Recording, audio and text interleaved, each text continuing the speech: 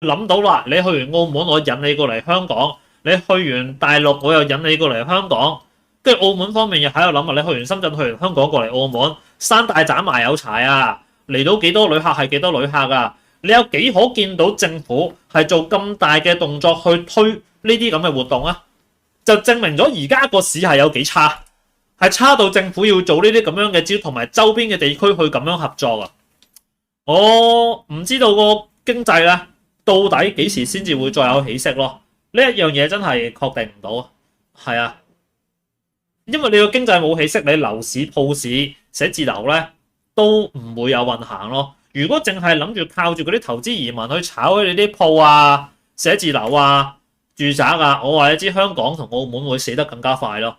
因為你哋個人工冇高度，你嘅收入冇高度，但係你使嘅錢多咗，你哋維持生存個成本更加高。你個樓價俾嗰班撲街炒高咗，咁跟住咧，你個租金無可厚非一定會升嘅喎。